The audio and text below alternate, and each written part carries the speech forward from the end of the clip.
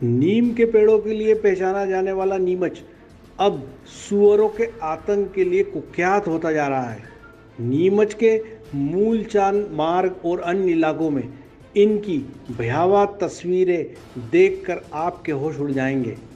लोगों का कहना है कि नगर पालिका के पूर्व अध्यक्ष राकेश जैन पप्पू ने नीमच को क्लीन करने का दम तो भरा, लेकिन नीमच में गंदगी के ढेर पर सुअरों की टोली आसानी से देखी जा सकती है। एक तरफ जहां कोरोना वायरस से पूरी दुनिया में दहशत है, तो नीमच में सरेआम बीमारी फैलाते ये सुअर नगर पालिका अफसरों को दिखाई नहीं देते। सुनिए बेबस और लाचार नागरिक क्या कह रहे हैं।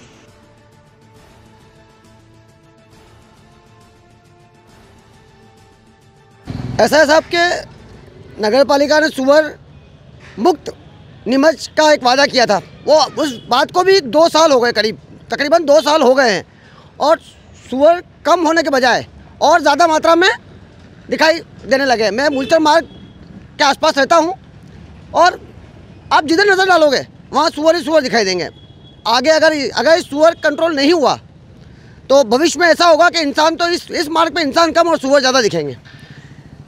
इससे दिक्कत ये आती है कि सुअर घरों के आसपास घूमते हैं, बच्चे सब डरते हैं सुअर से, गंदगी फैलती है, इन्फेक्शन होने की परेशानी है, सफाई बराबर होती है इस पूरे मार्ग में, बस स्टैंड से प्राइवेट बस स्टैंड से लेके आप स्कीम नंबर 9 तक। नगर पालिका तो 10 बार कंप्लेंट देते हैं, आते हैं, थोड़ी सी देर के लिए इनको ले जाते हैं और वापस छोड़ देते हैं। और ये देखो सामने रोडी, गाय, सुगर, कुत्ते, ये पास में ये ओपन नाला, पास में भी स्कूल, बच्चे जो पढ़ने आते हैं, इधर से कोई बुजुर्ग गुजरते हैं तो ये लड़ते हैं, जानवर तो बेचारे उनका एक्सीडेंट हो जाता है। किस तरह आ सकती है और मतलब हम लोगों को बहुत ज़्यादा डर बैठा हुआ है इन चीज़ों से। और आए दिन हम लोग तो सफाई पे मतलब बहुत ज़्यादा शिकायत भी करते हैं, बहुत ज़्यादा ध्यान भी देते हैं। कोई गंदगी फैलाता है उससे भी आए दिन पंगा लिया करते हैं, मगर ये लोग सुधरना ही नहीं चाहते हैं। है कि नीमच के अंदर स्वच्छता अभियान चल रहा है।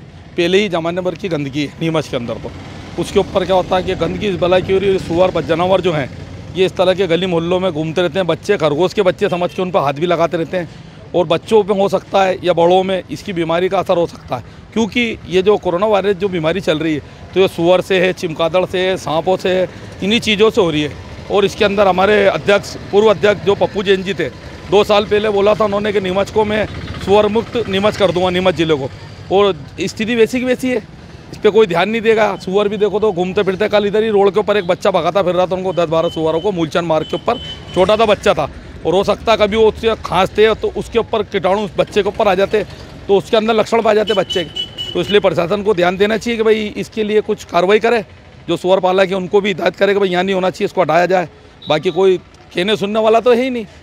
उनका जो एक खेल है ये केवल पाल के, इसका एक बहुत बड़ा बिजनेस है।